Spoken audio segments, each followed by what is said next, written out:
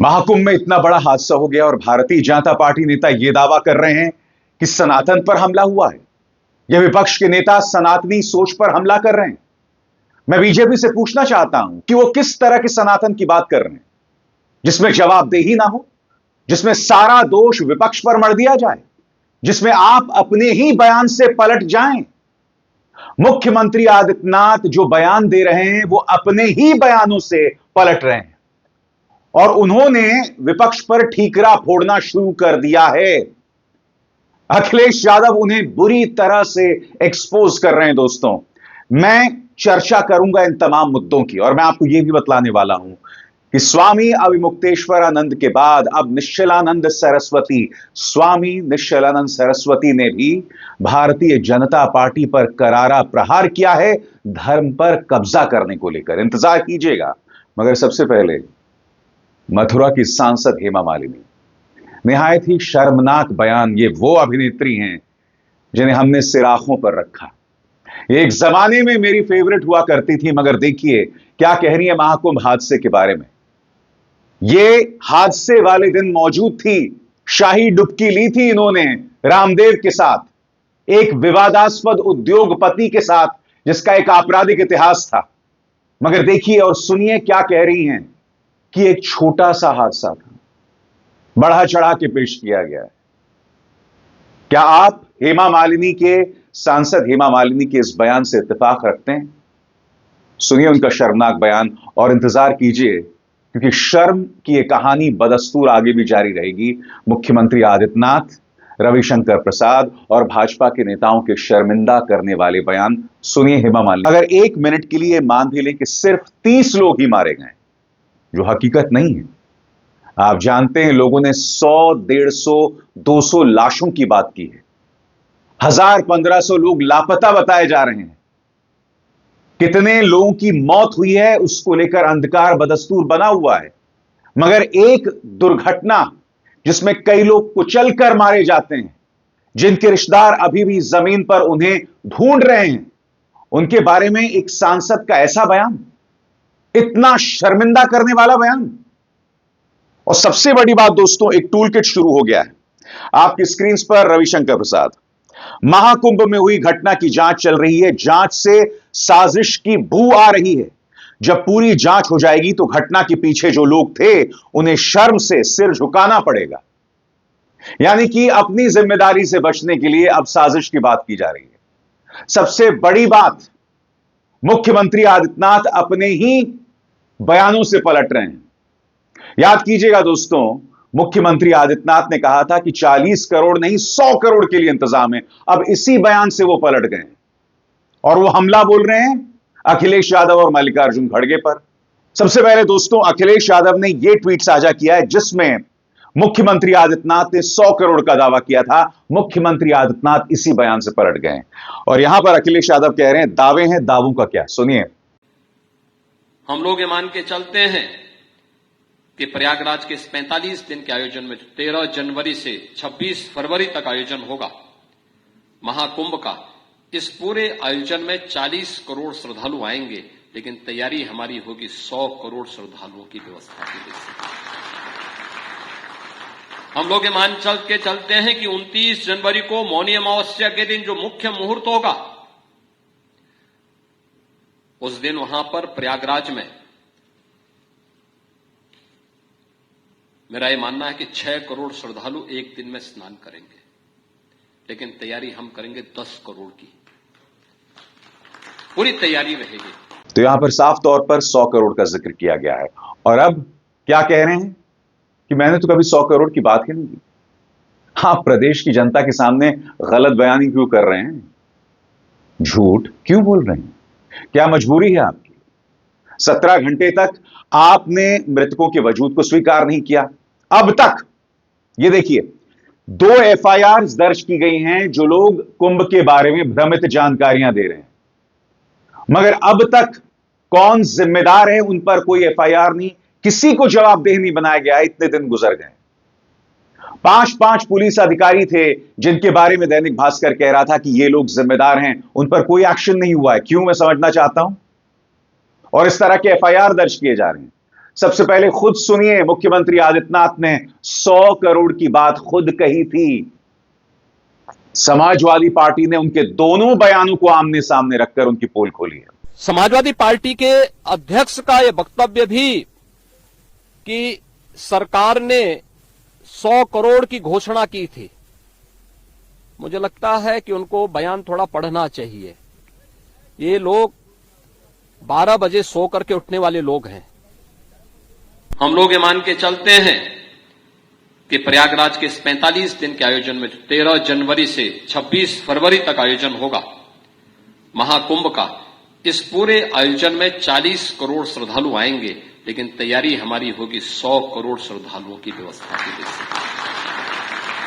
इसलिए अब अखिलेश यादव उन पर हमलावर हैं। अखिलेश यादव क्या कह रहे हैं, उसके एक एक शब्द पर गौर कीजिएगा। वो कहते हैं, झूठ बोलने वालों की सबसे बड़ी पहचान यह होती है कि वो अपनी कमियों, अपनी गलतियों और अपनी असफलताओं के लिए किसी और को दोषी बताते हैं। आज सत्ताधारियों द्वारा महाकुंभ को लेकर जो बयानबाजी मीडिया के सामने की गई है, वो उनकी कमजोरी का प्रतीक है।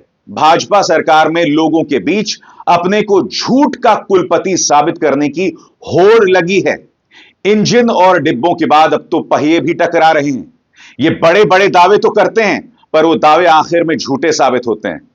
ये समझ नहीं आता कि जो भी बात ये अंदाजे से करते हैं वो नकारात्मक ही क्यों होती है। क्या इनका कारण यह है कि वो स्वयं नकारात्मक हैं या उनके कामों के परिणाम नकारात्मक निकलते हैं। झूठ बोलने वाले याद रखें कि जुमलों की उम्र बहुत ज्यादा नहीं होती है। मुख्यमंत्री आदित्यनाथ मल्लिकार्जुन खड़गे, जो कि कांग्रेस के अध्यक्ष हैं, और अखिलेश यादव को सनातन विरोधी बता रहे हैं। मैं फिर सवाल पूछना चाहता हूं, सनातन विरोधी कौन होता है? क्या हकीकत सामने लाना सनातन विरोधी है? क्या जवाबदेही तय करना सनातन विरोधी है?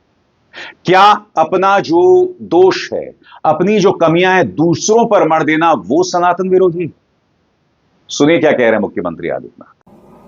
उसके अध्यक्ष से अपेक्षा की जाती है कि वो एक मर्यादित बयान देश की संसद में रखें, और इतना गुमराह करने वाला बयान, झूठ पे झूठ। ऐसे ही समाजवादी पार्टी के अध्यक्ष का बयान, एक प्रतिस्पर्धा दोनों दलों में है, कौन कितना सनातन विरोधी वक्तव्य दे सके। ये कहना कि कोई आंकड़े नहीं दिए गए, यहां से प्रशासन से जो बयान जो आंकड़े दिए गए, उन आंकड़ों को मैंने भी सबके सामने रखा। घटना दुखद थी, हर व्यक्ति दुखित था, और जितने क्विक रिस्पांस से मेला प्रशासन, police, NDRF, SDRF, civil defence, इन सब ने मिलकर के घायलों को हॉस्पिटल पहुंचाने का काम किया, अपने आप में एक मिसाल है। करोड़ों लोग प्रयागराज में उस दिन उपस्थित थे। ये दोनों दल चाहते थे, और सनातन धर्म विरोधी चाहते थे कि बड़ा हादसा हो जाए। आप लोग प्रहार करते रहते हैं स्वामी अविमुक्तेश्वरानंद के ऊपर, अब तो निश्चलानंद सरस्वती, स्वामी निश्चलानंद सरस्वती भी सामने आ गए। उन्होंने सीधे तौर पर कहा है कि भारतीय जनता पार्टी ने पूरी तरह से धर्म के मामलों पर कब्जा कर लिया है। अब क्या इनको भी सनातन विरोधी कहेंगे मुख्यमंत्री आदित्यनाथ? क्या भाजपा का 2 रुपल्ली प्रचार तंत्र, जिनके गुर्गों को 2-2 रुपए मिलते हैं हर ट्वीट के लिए, क्या वो लोग भी निश्चलानंद सरस्वती पर प्रहार करेंगे? बताइए। सवाल पूछने वालों पर कब तक आप प्रहार करते रहेंगे और अपने जवाबों से बचते रहेंगे? मैं चाहूंगा आप निश्चलानंद सरस्वती के इन शब्दों को सुनिए, सुनिए वो क्या कह रहे हैं। इनको वेदादि शास्त्रों से चिर है या बिल्कुल ज्ञान नहीं है। वे वेदादि शास्त्रों पर मंतव्य और निर्णय दे रहे हैं। अशोक सिंघल जी ने क्या किया, जहाँ 2 या 3 नदियों का संगम था, भाजपा समर्थित या भाजपा की सरकार थी, वहाँ प्रतिवर्ष कुंभ मनाना शुरू कर दिया। प्रयाग में भी हर वर्ष कुंभ नहीं होता है। आदित्यनाथ योगी जी ने विधानसभा से पारित करा के प्रयाग के अर्धकुंभ को पूर्ण कुंभ को घोषित कर दिया। किसी ऋषि ने भी ऐसा साहस नहीं किया था। तो ये राजनीतिक दल वाले राजनेता, धर्म में अवाई का भी जिनको ज्ञान नहीं है, वे धार्मिक निर्णय ले रहे हैं और उनकी दृष्टि में हम लोगों की कोई उपयोगिता ही नहीं है। समझ गए ना? तो आप कैसा हिंदू राष्ट्र चाहते हैं? प्रश्न तो यह है।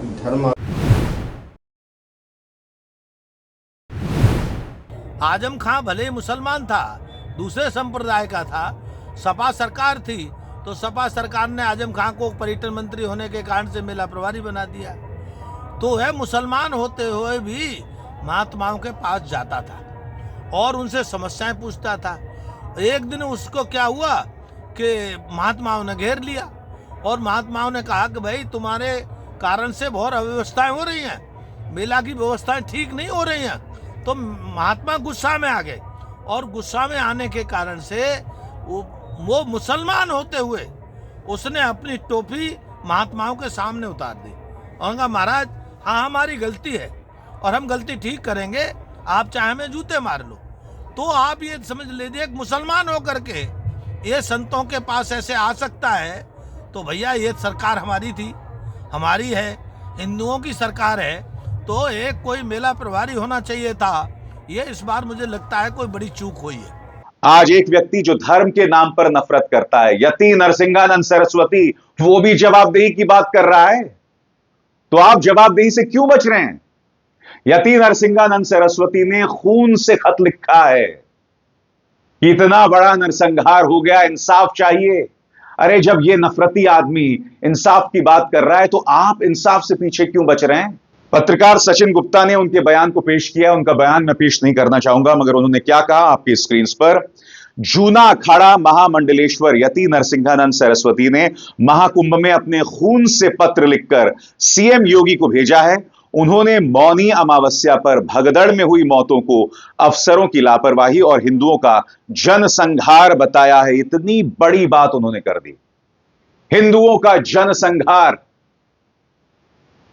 जो नफरती आपकी राजनीति का हिस्सा है वो भी ये बात कर रहे हैं।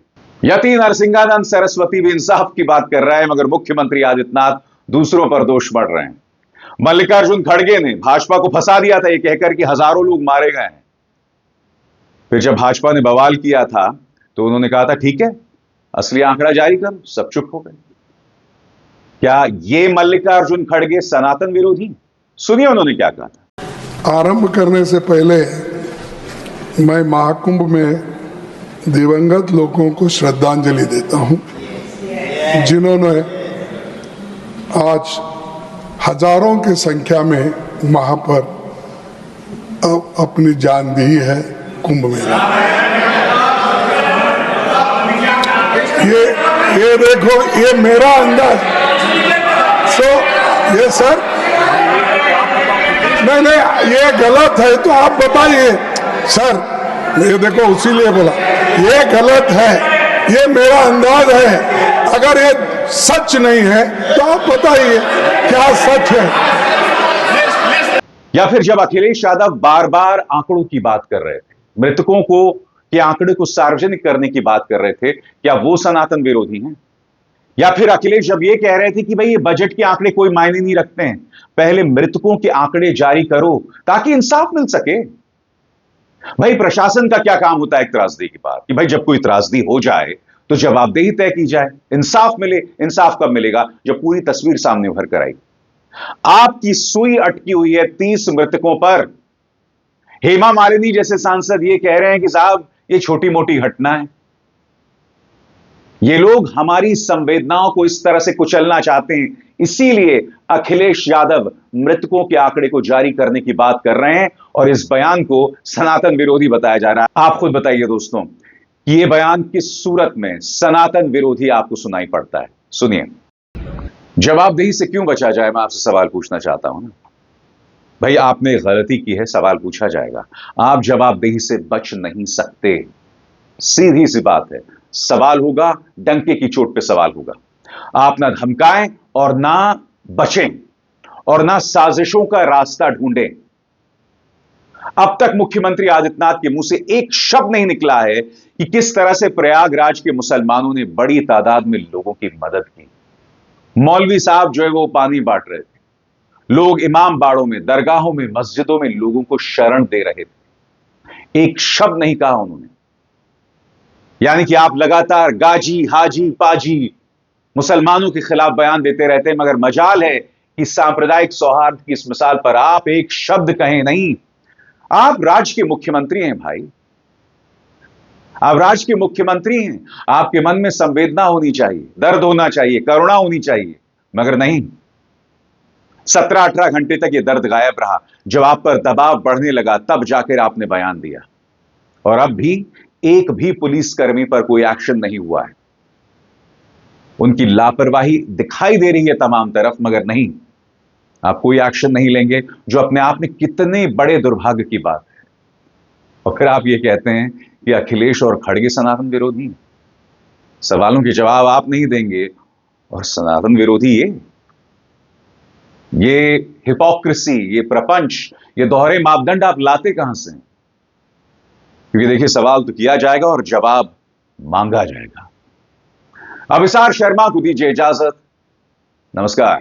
स्वतंत्र और आजाद पत्रकारिता का समर्थन कीजिए, सच में मेरा साथी बनिए। बहुत आसान है दोस्तों, इस ज्वाइन बटन को दबाइए और आपके सामने आएंगे ये 3 विकल्प। इनमें से एक चुनिए और सच के इस सफर में मेरा साथी बनिए।